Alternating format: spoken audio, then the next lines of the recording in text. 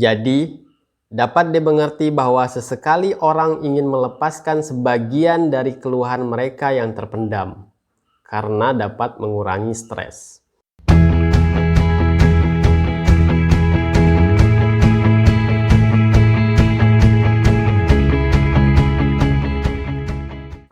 Ya, kali ini saya akan membacakan salah satu bab dari buku berjudul Jangan Cemas, Kurangi, Relakan, Tinggalkan, dan cara-cara sederhana lainnya untuk menghalau kegelisahan, yang ditulis oleh Sunmyo Masuno.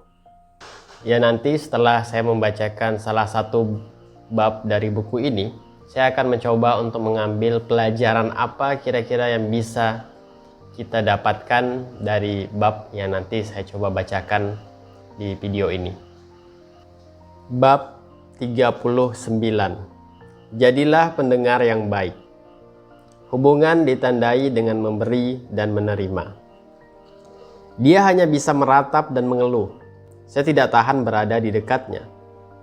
Saya sudah lelah mendengarnya mengasihani diri sendiri.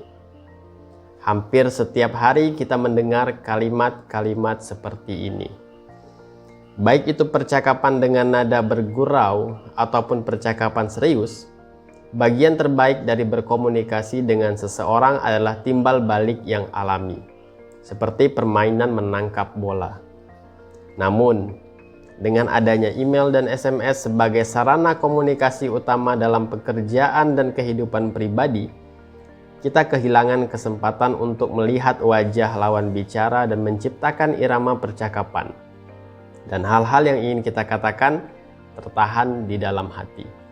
Jadi, dapat dimengerti bahwa sesekali orang ingin melepaskan sebagian dari keluhan mereka yang terpendam, karena dapat mengurangi stres. Yang paling dihargai oleh orang yang mengeluh adalah pendengar yang baik. Saat dia mencurahkan isi hati, jika teman tempat curahan hatinya secara terang-terangan menunjukkan mimik wajah tidak senang yang seolah-olah berkata, "Kamu mengeluh lagi?" Atau jika jelas bahwa temannya itu tidak mendengarkan dengan penuh perhatian, efek sebaliknya yang bisa terjadi, yaitu orang yang mengeluh itu bertambah stres, bukannya menjadi lega. Bahkan bisa saja orang yang mengeluh itu akhirnya membenci dirinya sendiri. Hal yang harus kita pahami sebagai pendengar, selain bersikap bijak untuk tidak menyela percakapan atau menghalangi curahan hatinya, adalah kita berada di dekatnya untuk menyimak apa yang diungkapkannya, menawarkan pendapat, dan bersimpati kepadanya. Jika ada yang berkata begitu kepada saya juga mungkin akan marah sekali. Saya mengerti, wajar saja kalau kita jadi marah. Nah, tanggapan seperti ini menandakan simpati. Dan ketika menjelaskan bahwa kita mendengarkan keluhannya, dia tidak akan merasa seolah-olah keluhannya tidak beralasan. Pada akhirnya, rasa simpati kita itu menjadi pereda stres utama. Tentu saja, dia tidak perlu ragu untuk membalas budi kepada pendengar yang sangat baik. Lain kali, jika kita merasa ingin menggerutu, dialah yang seharusnya mendengarkan dengan perhatian yang sama. Memberi dan menerima adalah rahasia keberhasilan suatu hubungan. Jika kedua belah pihak saling memberi kesempatan untuk menyuarakan keluhan ketika merasa perlu menyampaikannya, hubungan mereka dapat berkembang dan makin erat. Ada ungkapan Zen, angin sejuk menyapu bersih cahaya bulan yang terang. Cahaya bulan yang terang menepiskan angin sejuk.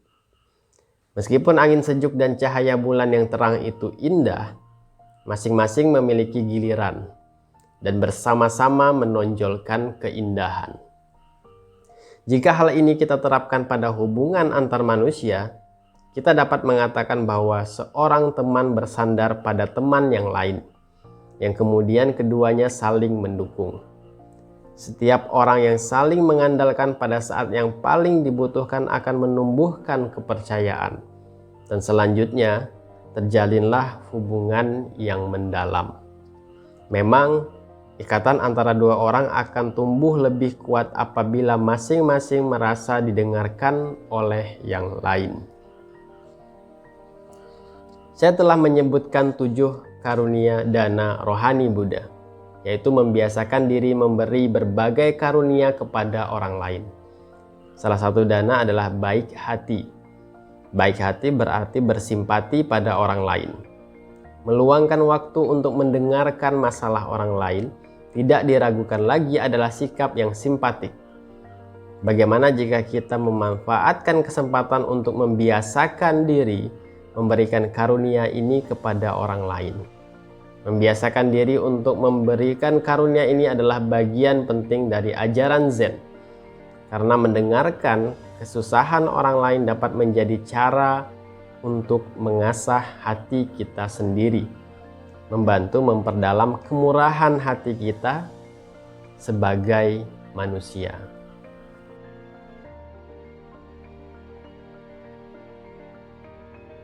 Oke, nah itu tadi bab 39 dari buku Senmyo Masuno, di mana bab tersebut berjudul Jadilah Pendengar yang Baik. Nah, dari bab itu kita kemudian bisa menangkap bahwa saat curhat gitu ya, atau saat kita cerita tentang masalah kita kepada orang yang bersedia mendengarkan kita, maka hal ini dapat membuat perasaan stres kita berkurang atau reda. Jadi tidak bisa dipungkiri bahwa bertemu dengan orang yang bersedia mendengarkan keluh kesah, mendengarkan curhatan, gitu ya, mendengarkan cerita atas masalah kita, nah itu dapat membuat kondisi pikiran dan perasaan kita menjadi lebih baik. Untuk itu ya, yang pertama menjadi pendengar yang baik, yang pertama, dan yang kedua mempunyai teman, keluarga kah, pasangan kah, gitu ya, merupakan sosok pendengar yang baik. Itu merupakan hal yang cukup penting dalam hidup ini. Nah, dengan menjadi pendengar yang baik, kita bisa membantu orang lain. Dengan memiliki sosok entah itu teman, keluarga, pasangan yang selalu bersedia mendengarkan curhatan-curhatan kita, kita jadi punya support system untuk kesehatan mental kita. Nah, dua hal ini saling berkaitan gitu ya. Kita tidak akan bisa mendapatkan support system berupa teman yang bersedia mendengarkan kita kalau kita sendiri bukan seorang pendengar yang baik. Jadi namanya relasi itu, entah itu relasi pertemanan, relasi keluarga, relasi dengan pasangan, ia akan terjalin dengan begitu kuat kalau di antara kedua belah pihak itu saling memberi dan menerima. Nah, dalam konteks mendengarkan itu tadi, saat kita menjadi pendengar yang baik untuk orang lain, maka orang lain juga akan belajar dan bersedia sejatinya ya untuk menjadi pendengar yang baik untuk kita. Nah, kenapa bisa seperti itu? Kenapa saat kita menjadi pendengar yang baik untuk orang lain lalu kemudian juga bersedia mendengarkan kita saat kita cerita tentang masalah kita?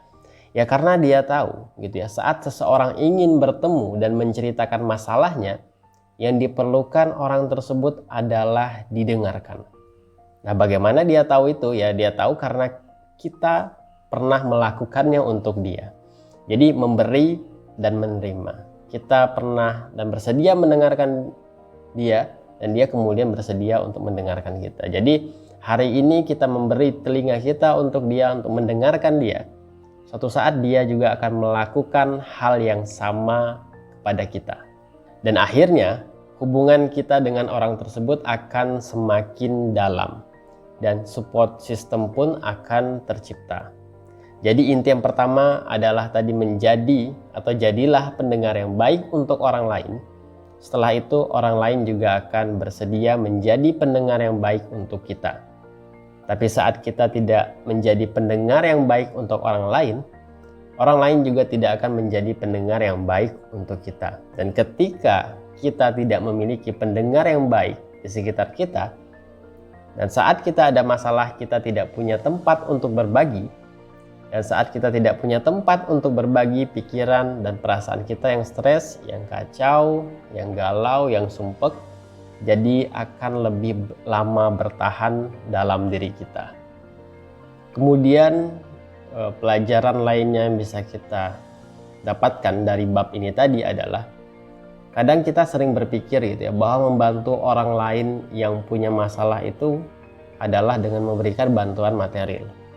Sehingga seringkali kita yang tidak punya kelebihan material merasa minder karena tidak bisa memberikan bantuan dan manfaat untuk orang lain. Padahal gitu ya, tidak semua orang sebenarnya yang punya masalah ini sedang butuh bantuan material. Terkadang yang mereka butuhkan itu adalah orang yang bersedia mendengarkan mereka, mendengarkan keluh kesah mereka, mendengarkan curahan hati mereka, dan lain-lain. Jadi mungkin saat ini kita tidak punya banyak uang untuk membantu orang, atau tidak punya kuasa gitu ya yang bisa menyelesaikan masalah orang. Tapi kita di sini punya telinga untuk mendengar. Dan seperti yang dibahas di awal, hal ini cukup mampu membantu menyembuhkan stres, rasa frustasi, rasa cemas, kegalauan, kesusahan yang ada pada orang lain. Nah, oleh karena itu, gitu ya, asahlah kemampuan ini, kemampuan untuk menjadi pendengar yang baik, dan gunakan hal ini untuk membantu orang lain. Dan ingat, menjadi pendengar yang baik tidak rugi, karena secara tidak langsung sebenarnya yang terjadi adalah hal ini dapat membangun relasi yang kuat antara kita dengan orang lain. Sehingga suatu waktu saat kita perlu didengarkan, kita sudah berada di dekat orang-orang tersebut.